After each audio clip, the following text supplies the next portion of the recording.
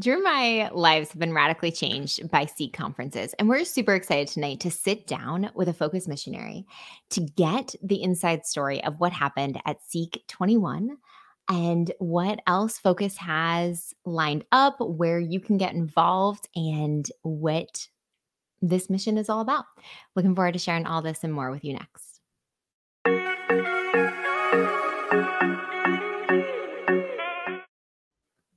All right. Ladies and gentlemen, we are super excited to bring to you tonight Tanner Kalina. Tanner. Hello. Welcome.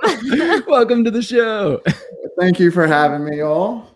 All right. Tanner is a focus missionary that is in Boulder right now. For those of you guys who don't know, for Focus is the Fellowship of Catholic University Students. And they are an incredible organization that takes people who are out of college to come back to be missionaries in order to spread the gospel, to do Bible studies, to really just bring the good news to colleges where it is so needed right now. And so we're super excited to have Tanner on the show to be able to talk about the SEEK21 Conference, which I would argue is basically the Super Bowl of Catholic conferences. I would as well. So to get us started, would you be willing to share a little bit about your story, what Focus is to you, and why you ended up as a missionary? Oh, absolutely. Like my full life story? Or yes, just my all the details. Send it. Send it. In like the 1 minute version. The 1 minute version. Yes. I mean, I always say like Michelangelo, I don't always say, Michelangelo said that the statue was always inside the marble. His job was just to chisel him away. And that's kind of been my relationship with Jesus, is it's just been this, it's always been there, but it's just been this chiseling and chiseling away to making it more and more authentic. Up until, I guess, the point where I was in LA for 5 years, acting and writing, surfing and just clowning around. And when COVID hit last year, I was a part of a men's group in LA that just a group of really solid dudes just chasing Jesus. And when COVID hit, we made a concerted effort to pour into the word, pour into prayer, and just like chase Jesus. And so I did that, and he like moved in ways that I haven't ever experienced before. And I was a Focus missionary a few months later, and yeah, because I was involved with Focus at my time at UT, Hookham, and I just, it always like left an impact with me. I was supposed to do Focus right out of college, but I booked a film that like kind of shot me out to LA. So it's kind of always resonating in my mind the last 5 years. Okay. So you'd been involved in Focus, and then, you know, as COVID hit, it just seemed like God was kind of working and stirring things back up. And then you just like wake up one morning, it was like, that's it. Time to be a Focus missionary. Yeah, there was more involved in that. I like, dude, I like a process. There's a little bit of a process. I just like, a lot of my days I would get up, I would surf, and then I would just write and just like read the Bible and study and read books and then just write. And I sound like a crazy person, but I wrote I wrote like 2 books during like COVID, and I was like, all right, I just like have to share my love for God, and I don't really know how to do that. And then my friend, who was my friend in college, she's now my boss, which is God's great irony, but she was like, you should be a Focus missionary. And I was like, no way, dude. And then 30 minutes later, I applied. So, yeah. So it was pretty much like you woke up and instantaneously were pretty much was just a full send. That is awesome. What were the 2 books about that you wrote? Yeah, now I'm curious. So one was on like a dissection of JP2's Letter to Artists, kind of like art and faith. And then the other one was a book for Catholics about some of the like prominent Protestant pastors out there, because I read a lot of like non-denominational guys, and a lot of my best friends are that men's group in LA. They're all non-denominational, and so I feel like they study us, we should be studying them, and it should be this kind of just this blending of things, which was awesome to have Francis Chan at SEEK this year. That was really, really, really cool for me. Yeah. Oh, it's a very good blending, and the reality that we can learn. That we can learn from the other, and that this is the full body of Christ. And ultimately we want that union. We want to be one with each other. And so I think that's a beautiful passion. Mm-hmm. Absolutely. Oh, okay. Yeah, absolutely. So talk to us about SEEK21. So SEEK is it used to be every other year, right? Up until now. Spoiler alert, next year will also be a SEEK. And so tell us a little bit about SEEK, and also spoiler alert, why it was different this year. Yeah, so SEEK focuses big biannual conference where thousands of students come together for a week of worship and talks and adoration and mass and the sacraments. It's wild. My first one, I guess before this one, my only one, was in SEEK15 out in Nashville. And it's just an awesome experience. I went with my friend who's now my boss and a group of our buddies. And I don't really remember a lot from it, but I remember just the person who's walking with me in discipleship, focused missionary, just like praying like over me in tears during adoration. And I felt like in the presence of like a true man. And that has just always stuck with me. And this year was supposed to be like 20,000 students coming together in St. Louis for the first week of January, but hence this little thing called COVID.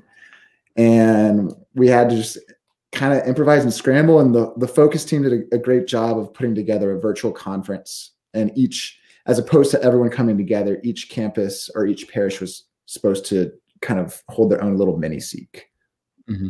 And that was a really cool thing I thought too, was instead of just all right, everyone just go to your rooms and watch, people were encouraged, within CDC guidelines, wherever state that you were at, to form little small groups so that, yes, you can watch the talks digitally, but now you still have some of that community piece, like that connection, which is so important in the Catholic faith. Especially we're created for relation. And I think that has been such a lack in so many digital conferences, is the ability to see the other.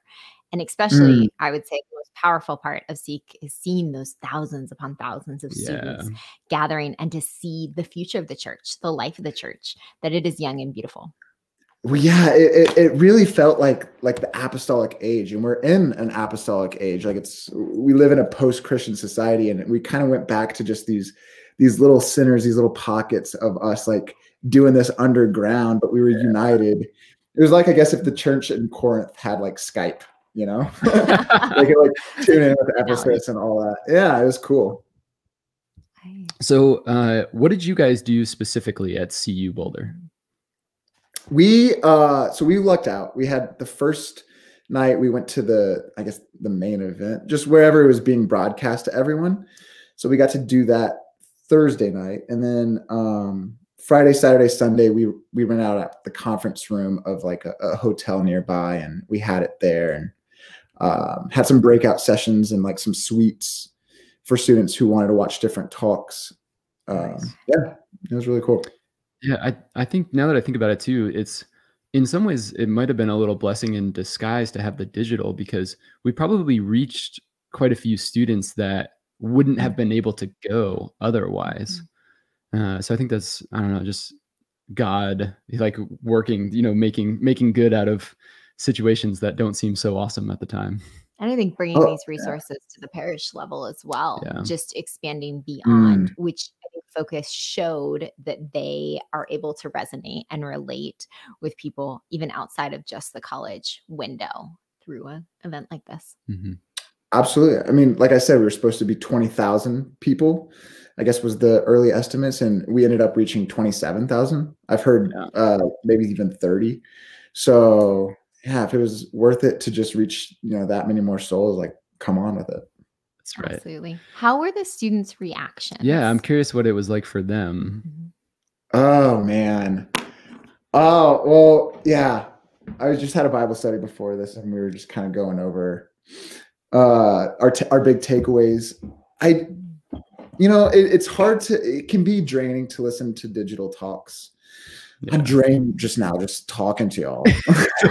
Literally right now. We understand. Gosh, I hate it. No, I'm just kidding. No, this is life-giving. But I guess adoration, like it's all about encountering Jesus. It's all about Jesus. And so our adoration, I hope this for the other places that had it, it was just like it was thick with the Spirit. It was just like he was just coating the room with a blanket. It was wild. I was in charge of, I guess, leading the procession of the Eucharist. Our priest was doing like a personal benediction of the Blessed Sacrament with everyone. So we walked like down every aisle, and he's such a patient priest. He would bless every single person. And so I had like a front row seat to seeing people. That sounded bad. We can cut that. I had a front row seat to seeing people just like explode in tears as soon as they were being blessed. I mean, it was like popcorn, literally left and right. And yeah, so many people have said that like they've never experienced Jesus like that. And it was cool. I like had to turn away because it felt like I was seeing something too intimate. And it was just really beautiful. That's incredible. So some things that we were going to talk about. Is there still an ability for people to sign up to be able to watch the videos? Have we figured that out yet? I just got word you cannot still sign up. Okay. But those bonus talks should be available to everyone. Cool. Okay. There are 5 bonus talks on Focus Equipped that have never before been seen that you can go ahead and sign up for to get some of these speakers, some of this content that was so incredible. So if you go to focusequip.org, then you'll be able to get those Bible studies for free. You just type in your email and then they will send them to you. And then Focus is also doing a Lenten Bible study. So starting Ash Wednesday, they've got Dr. Shree and Curtis Martin are going to be doing a Lenten Bible study on salvation history, which I think is going to be awesome. Yeah. What were some of... Yeah, fact. Yeah. Were there any other really big takeaways for the students? Any big takeaways? I think just the community aspect was one. We just have a really awesome community here. It's a small one, but it's like an on fire one. And so no person really feels kind of left out. It's pretty special to see. And then just like the power of the small thing, I feel like just really shown, like you never know what it is that can impact someone. One of our, I'm sure he wouldn't mind me saying this story, but we have a theologian on staff who's like one of the top dudes, I guess there is, Dr. Scott Powell. And he was a former missionary back in the early days, like in the late 90s. And, you know, he prayed with us before he gave a live talk. And he said, you just never know what it is. He gave this one guy who was kind of hard and difficult to get through. He gave him like a little invitation one day, which led to this guy coming in and then like really coming in and taking his faith seriously. And now he's the spiritual director at his children's school. So like this little invitation led him to now spiritually leading his children. And it's just, you never know what it is. And so I think some of our students got to see that because they saw some people they invited, like really like see Jesus. Yeah. I definitely think that is an incredible aspect of what you're doing on campus, and then what the students are getting trained to be able to do that invitation. I joke that I have no idea like why I was at my first SEEK conference, because by the time like I hit that SEEK conference, I was totally and completely like a little mad at God. We'll just put it lightly. And so, like I was like, how did I fly all the way here? Like, what am I doing in Orlando? And this like reality of an invitation had gotten me there. And I will say, like, I spent most of the first half of the conference like pretty angry still. And that adoration was life-changing. For mine, Curtis Martin gave the talk and he talked about the idea of like walking. And I realized that it was potential to like make a mistake and still have a relationship with God. Because before it was like all the stories are always like, oh, life was so terrible. And then I met Jesus and it's wonderful and beautiful and incredible. And I was like, that's not my story. I'm a hot mess. Like, and so Curtis Martin just being willing to say like, there is a process of learning to walk. There's a process of learning the spiritual life. And I think that it is events like this that help us stand up when we feel like we can't take another step and that are so life-giving. And so I thank you for the work that you are doing at CU Boulder. And did we tell where the next SEEK conference is already? No. Why not? Oh, we can't say? Oh, no, you can say. Yeah, we can totally. So say it. If not, I'm where are gonna we get in trouble, headed? but I'm gonna say it. Where are we headed to next? We are headed to the wonderful, salty city of Salt Lake City, Utah. We are super excited. I might have screamed when they announced shoot. it. Siri just popped up a map of Salt Lake City. As you said, It's like, let me help you get to Salt Lake City. Siri, get out of here. Oh, she's popping up again because I just said her name. Oh man. Yes, Salt Lake is driving distance for us, which with 3 littles is like super nice. That's awesome. We'll have to hang out. Yes. So for all of our in person, for all of our listeners out there, we plan on going. SEEK22 is going to be in Salt Lake City. So you can search SEEK22, be able to buy your tickets there. We'll put a link in the description for this video, as well as the links for the Focus Equip and the Lenten study. All things that are just incredible resources that Focus has given to the church. Mm-hmm. So, Tanner, thank you so much for spending time with us. This has been a blast. We hope that we can have you on the show again, maybe dive into some deeper topics, maybe some topics on the books that you wrote. Oh yeah, dude. I would love that. Yeah. Thanks y'all. Thank y'all for having me. I really appreciate it. All right, to all of our listeners, thanks for watching for the YouTube channel. If you like this video, please hit subscribe. It really helps us grow the channel and get the video out. Tanner is left the station. Thank you all. We're praying for you all so much. God bless.